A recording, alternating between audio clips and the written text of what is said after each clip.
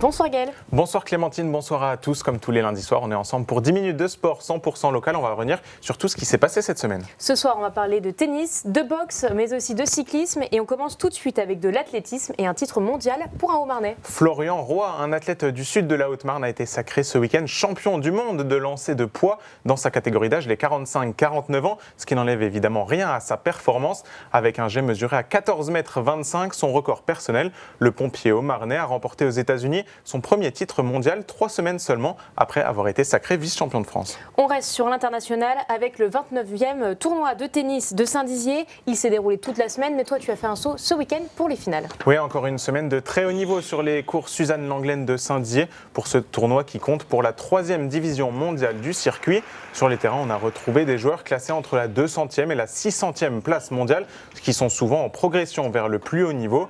Et en finale, dimanche après-midi, Cocorico, 2 Français se sont affrontés. D'un côté, une pépite montante, le grenoblois Lohan Massard en gris, et de l'autre, un Strasbourgeois qui lui a déjà atteint le 240e rang mondial. Aujourd'hui, il est en reconstruction. T-shirt blanc, c'est Dan Haddad.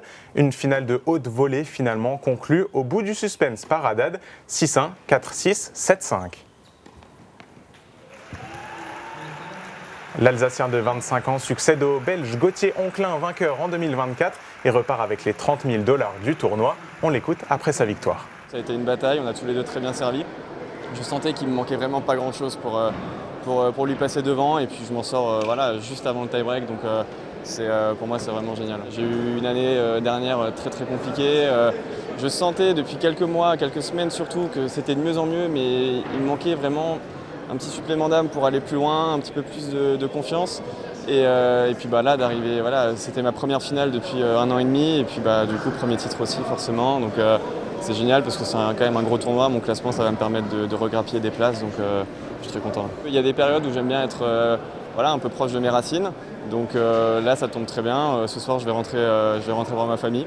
Donc ça c'est génial de pouvoir célébrer le titre avec eux. C'est toujours mieux qu'être tout seul dans une chambre d'hôtel à l'étranger. Donc c'est la semaine rêvée pour moi. Une semaine de rêve aussi pour les organisateurs du CO Saint-Dizier, puisque tout s'est très bien passé. Alors on est de plus en plus rodés, on anticipe sur les subventions, on anticipe sur l'organisation, on a des équipes qui sont fixes depuis un nombre d'années, l'équipe restauration, l'équipe du matin, de l'après-midi, les navettes, il y a la logistique aussi, puis toujours Nicolas, le directeur sportif, et puis Adrien, qui sont là pour coordonner, et comme je l'ai dit, ça commence 2 mois avant, c'est pas uniquement la semaine du tournoi. Et là, je pense que ce soir, ils vont tous souffler parce que ça s'est vraiment bien passé. Très agréable cette année. C'est la 29e. L'année prochaine, ce sera la 30e. J'espère que ce sera aussi une belle fête. Et on passe au sport collectif et aux résultats du week-end. On commence tout de suite par le rugby. Oui, surtout une belle victoire pour l'entente Saint-Dizier-Bar-le-Duc. Face à Longwy dimanche, il n'y a pas eu beaucoup de suspense, mais cette victoire 38-12 valide la place de leader des bragards barrésiens pour cette 2e phase du championnat. Vous voyez ici une des actions qui a mené à un des 6 essais de l'entente. Direction désormais les quarts de finale du championnat avec le plein de confiance pour atteindre l'objectif, la montée en Régional 1. Moins de réussite pour les footballeurs chaummontais en Coupe de Grand Est. Oui, pour eux, l'aventure s'arrête en 8e de finale. Les hommes de Simon Giraud ont été dominés 2-0 par Villerutil. Les Haut-Marnais quittent la compétition et vont pouvoir se reconcentrer à 100% sur le championnat où le maintien est encore loin d'être acquis.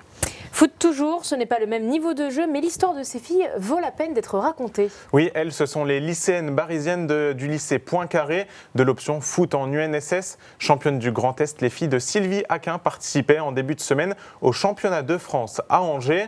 Au final, une frustrante 9e place, mais surtout une très belle aventure collective pour toutes ces lycéennes. Un mot de handball cette fois-ci, avec des nouvelles de Lilou Pinta. Oui, quelques jours après ses 2 premières sélections sous le maillot de l'équipe de France, tout va bien pour la Haut-Marnaise avec son club. Les Dijonnaises se sont qualifiées pour le dernier carré de la Coupe d'Europe, la Ligue des Champions bis. La demi-finale et l'éventuelle finale auront lieu début mai, ce sera en Autriche. On revient un peu plus proche de chez nous et direction la petite commune de Reims-la-Brûlée dans la Marne. Oui, un tout petit village marnais qui s'est agité ce week-end pour son Grand Prix cycliste organisé par l'UC Vitry-Frinicourt. Et particularité ce week-end, le format contre-la-montre que vous voyez sur les images, un format que l'on voit assez rarement à ce niveau et dans la région. Un format de course où chaque coureur part tout seul pour un tour de parcours chronométré. Et celui qui gagne, c'est tout simplement celui qui va le plus vite. Et c'est d'ailleurs le local Vitria Benoît Cullier qui a remporté le contre-la-montre le matin avant la victoire d'Axel Rebouillat sur la course en ligne classique l'après-midi. Voilà pour les résultats de la semaine. Place désormais au grand format de ce soir et tu nous emmènes à la découverte d'un passionné, un collectionneur hors norme qui a créé un musée. Oui, depuis plus de 40 ans, Laurent collectionne les objets liés à la boxe. Tenues dédicacées, ceintures, trophées, plus de 4500 pièces remplissent sa collection. Il en avait tellement jusqu'au plafond chez lui qu'il a décidé d'ouvrir son musée. Et l'inauguration, c'était ce week-end à Saint-Dizier. Regardez. Bienvenue dans la caverne d'Ali Baba, ou plutôt celle de Laurent. Dans son musée, plus de 4500 pièces en rapport avec la boxe. Le fruit de 40 ans de collection, 40 ans de passion pour le monde pugilistique. Moi, ma femme, quand elle m'a connu au début, elle est un peu jalouse. Elle se disait, mais la boxe, je suis sûr que tu as la chose entre moi et la boxe, tu choisis la boxe. Je n'osais pas lui dire, mais oui, je choisis la boxe. Durant toute sa vie, Laurent a arpenté les rings et les salles du monde entier. Et à chaque combat, il avait sa technique à lui pour se rapprocher des boxeurs. Et quand j'arrivais devant un boxeur, je montrais l'album, je lui montrais comme ça. Donc il le prenait, il ouvrait. Et puis il voyait des choses, il dit mais c'est écrit en normographe, en couleur, vous voyez, tout est en couleur, avec des photos. Et je lui ai montré ça, et quand j'ai montré son album, il dit mais il y a même des photos que je n'ai pas.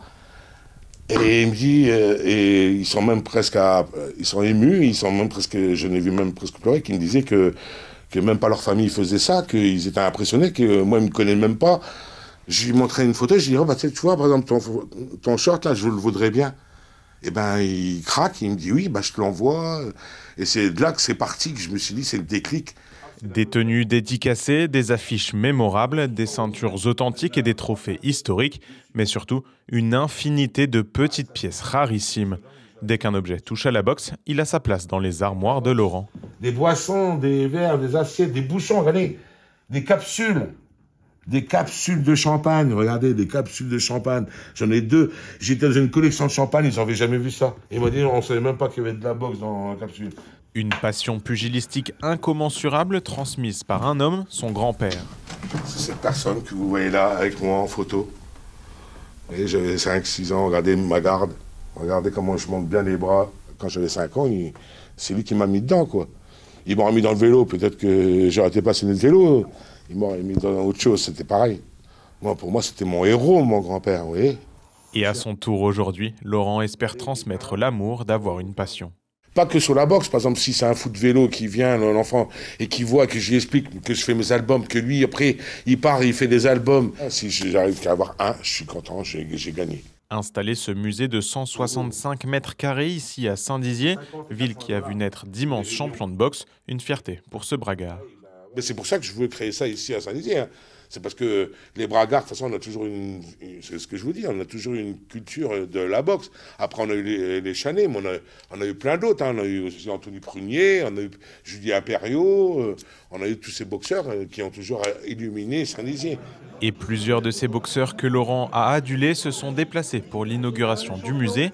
La preuve que Laurent a lui aussi marqué à sa manière le monde de la boxe. Je trouve que c'est magnifique d'avoir rassemblé autant de pièces de collection, parce que c'est quand même des pièces de collection, des ceintures qui ont appartenu à des grands champions, des tenues, notamment la mienne en plus, mes frères. Donc non, c'est énorme. Moi, je tiens surtout à féliciter Laurent, qui est un grand passionné de boxe. Et d'ailleurs, aujourd'hui, il nous le prouve, quoi. Il a une collection magnifique. Très, très ravi de faire partie de son exposition. C'est un pur bonheur que mon ami de longue date, Laurent Schinner, ait pu aller jusqu'au bout de son rêve, jusqu'au bout de son aventure. J'ai envie de lui dire, t'es fou, mais continue, voilà. J'ai pas été boxeur champion, j'ai jamais été. Ils viennent pour moi, quoi. C'est le respect. Et de les voir autour et qui sont là, présents, venir, c'est énorme. C'est énorme. J'oublierai jamais. Dès demain, Laurent ouvrira ce musée aux yeux de tous pour que la passion de la boxe rayonne encore longtemps dans la cité bragarde. Et pour ceux qui veulent visiter ce musée unique en France, il sera ouvert tous les après-midi. L'entrée est gratuite pour les moins de 12 ans. On termine cette info sport avec le rendez-vous de la semaine. C'est du volley avec le CVB 52 qui entre dans les playoffs. Oui, en quart de finale, le CVB est opposé à Toulouse. 2 premiers matchs ce vendredi et ce dimanche à domicile avant de partir jouer dans le sud. Pour se qualifier en demi-finale, il faudra remporter 3 des 5 matchs au programme. Vous retrouverez le résumé des 2 premières confrontations lundi soir prochain dans cette émission. Merci Gaël pour ces infos et on te retrouve lundi. Bonne semaine à tous et à lundi.